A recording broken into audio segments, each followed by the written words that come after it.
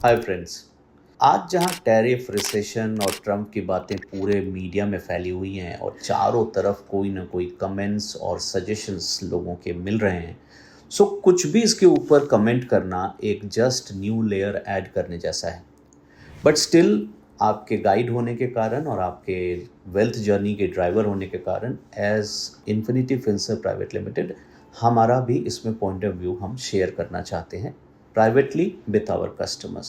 So it is very important for all of us to understand that as a business investor or equity investor, आप करते क्या हैं? आप किसी business में इन्वेस्ट करते हैं ताकि आप उसकी ग्रोथ के पार्टिसिपेंट बने और आप मार्केट में आपके शेयर यानी आपके हिस्से का भाव ज़्यादा मिले। ऐसे में आपका भाव मार्केट में कम या ज़्यादा तब होता है जब या तो परसेप्शन उस बिजनेस की ख़राब हो जाती है या फैक्ट यानी कि एक्चुअल में उस कंपनी की अर्निंग ख़राब हो जाती है। तो इन दोनों में से जो भी नतीजा हो या दोनों का नतीजा मिला करके इस आपके बिजनेस के प्राइस को ऊपर या नीचे ले जाता है और इसी को हम वॉलेटिलिटी कहते हैं दोस्तों। सो इक्विटी मार्केट में ऐसे परसेप्शन कई कारणों से बदलते हैं और कई ट्रिगर पॉइंट ऑफ व्यूज़ होते हैं। कभी इकोनॉमिक होता है, कभी मैक्रो होता है, कभी बिल्कुल कंपनी की खुद की मालिया हालत होती है। इस समय सारा कुछ ग्लोबली डिसाइड हो रहा है। एक जायंट कंट्री जिसने अपने स्टैंस में कुछ बदलाव की, तो जो कंपनी 100 रुपया कमाती थी यूएस में अपना माल बेच के, उसे अब शायद 75 रुपया ही मिलेगा as a profit. So ultimately, there is not going to be a loss, but there is going to be a decreased profit. तो इसका क्या नतीजा होता है कि जो परसेप्शन था लोगों का कि एक्स कंपनी इतने दिनों में या 5 साल में इतना ग्रोथ कर लेगी, अब वो परसेप्शन हो गया कि टैरिफ बढ़ने के कारण मेरे 5 साल की जो सोच है वो न्यूट्रल हो गई है, नलिफाई हो गई। तो अब वो भाव इस शेयर को नहीं मिलेगा और अल्टीमेटली मार्केट उसको बेचने के लिए उतारू हो जाती है। सो इस समय इस सिचुएशन में आपके पास वो बिजनेस है तो आप क्या करेंगे? तो आपके पास 3 ही रास्ते जाते हैं भाई। या तो उस बिजनेस के इस समय के डिस्काउंटेड प्राइस पे खरीद लो, या सोचते हुए कि ठीक है ये 5 साल का प्रॉफिट भले ही चला गया लेकिन अगला 5 साल तो है ही ना। जिंदगी में मैं 4 दिन के लिए तो आया नहीं हूँ इस बिजनेस में। बिजनेस को अल्टीमेटली तो प्रॉफिट होगा ही, कम प्रॉफिट होगा, that is the only thing. Business बंद हो जाने के तो कोई चांस ही नहीं है। So that is one thought. Second, you can think कि नहीं मैं तो इस बिजनेस की डिस्काउंट बहुत है, इसको खरीद लेता हूँ। तो आइदर आप होल्ड कर लोगे ये सोच के कि चलो ये परसेप्शन थोड़े दिनों में सेटल हो जाएगा। वो टेन्योर 6 महीना हो सकता है, 1 साल हो सकता है, but once it is settled तो perception will be again growth oriented. And second, as I said, you could only hold it. The third is कि आप कहो कि नहीं मैं इस बिजनेस से एग्जिट चाहता हूँ क्योंकि मुझे और दूसरा अपॉर्चुनिटी है। सो वो दूसरी अपॉर्चुनिटी क्या है? That is the most important thing you should talk about. So अगर कोई अपने बिजनेस जो उसने खरीद रखा है, चाहे म्यूचुअल फंड्स के थ्रू या डायरेक्टली शेयर्स के नाम पे, वो अगर उससे निकलना चाहता है कोई भी इन्वेस्टर इस परसेप्शन के चलते, तो जाएगा कहाँ? That should be the second question. तो बैंक के फिक्स डिपॉजिट में जाके आप बैठ जाओ और सोचो कि चलो जब तक ये ट्रेड वार है, जब तक ये सेटलमेंट है, कंपनी फिर से अपनी प्रॉफिटेबिलिटी रिकूप करेगी, तब तक हम कहीं जाके बैठ जाएं। तो ऑब्वियसली ठीक है, that is one stance which people can take and invest in debt securities where 8 और 10% can be the return. But बड़ा सवाल ये है कि आप वापस कब आओगे, आपका परसेप्शन कब चेंज होगा। सो आज जो ये मेरा इंटरनल कम्युनिकेशन है वो इस पॉइंट ऑफ व्यू पे है, बिजनेस की ग्रोथ के बारे में फिर से पॉजिटिविटी कब आएगी। तो यहाँ पे मैं ये कहना चाहता हूँ, एक लेमैन की तरह अगर आप सोचें तो किसी भी चीज़ का जब भाव बढ़ता है तो ग्राहक उससे भाग नहीं जाता है, वो ग्राहक उसको एडजस्ट कर लेता है अपने साइकोलॉजी में। यानी दूध का भाव अगर 60 रुपये लीटर हो गया तो ऐसा नहीं है जो 20 रुपये लीटर खरीदा करते थे वो लोग आज दूध पीना छोड़ दिए होंगे, आज वो 60 पे भी खरीद रहे हैं, कल 80 पे भी खरीदेंगे।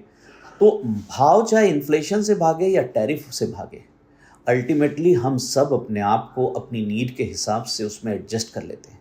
अगर वो अवॉइडेबल प्रोडक्ट है तो हम छोड़ सकते हैं, but things are to be looked at in a different angle.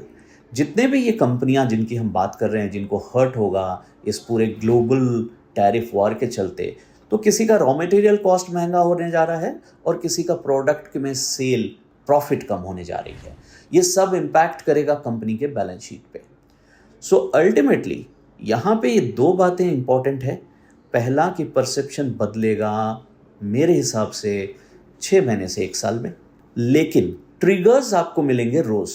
तो अगर कोई बाहर बैठ गया बिजनेस को बेच के, मान लो आपने एक बिजनेस बेच लिया और सोचा कि इस बिजनेस से एग्जिट करके मैं बाहर बैठता हूँ, बाहर बैठे हुए आपको कोई भी ऐसी ट्रिगर का पार्टिसिपेशन नहीं मिलेगा जो परसेप्शन को पॉजिटिव बनाती है। ऑब्वियसली वो कभी भी हो सकती है।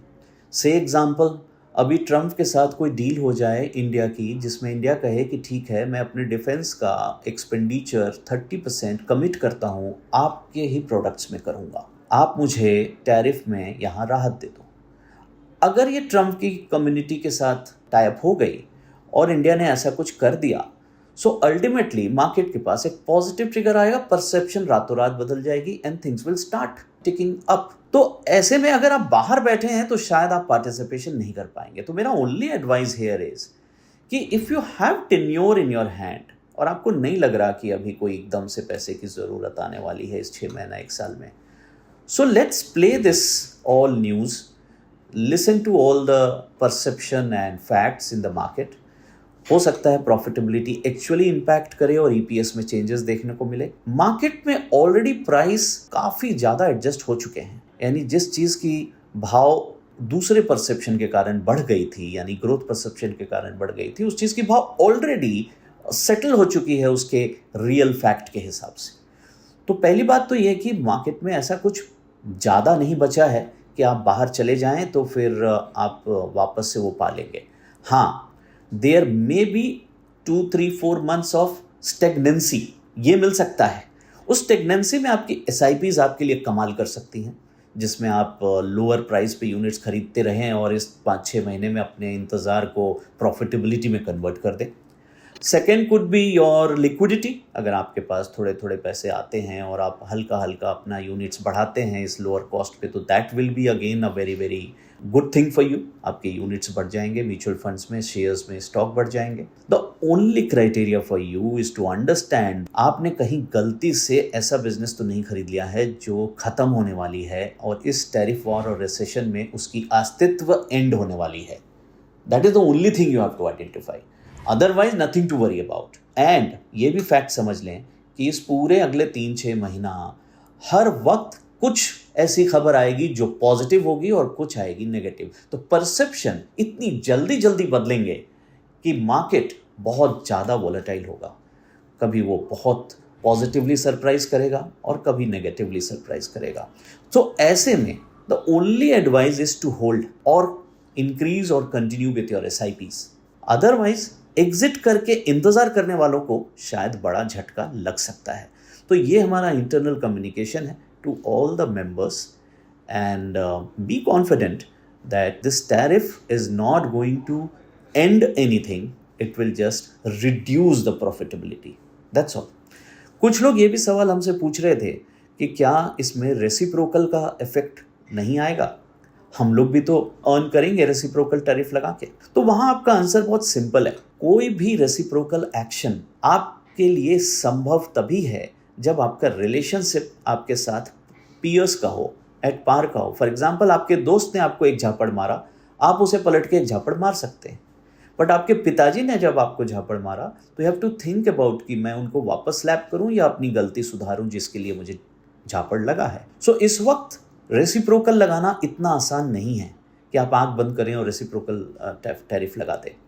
सो अल्टीमेटली दोनों तरफ से आपको समझना है कि आपका एक्शन में ये एडजस्ट करना ज़रूरी होगा। कंट्री को बहुत सारे कॉस्ट खुद को कंज्यूम करना पड़ेगा। इट्स नॉट सो ईजी कि आप टिट फॉर टैट कर दें।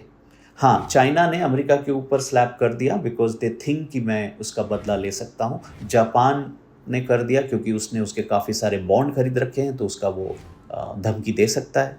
But for India reciprocal tariff may not be a positive thing और the things which you should look eight.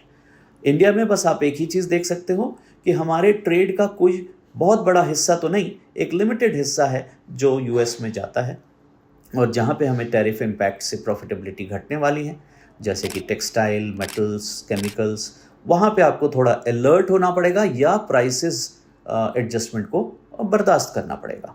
So with that note we are opening this discussion for any of you. हमारे group chat में करें, हमारे company से करें, हम लोग से डायरेक्टली करें.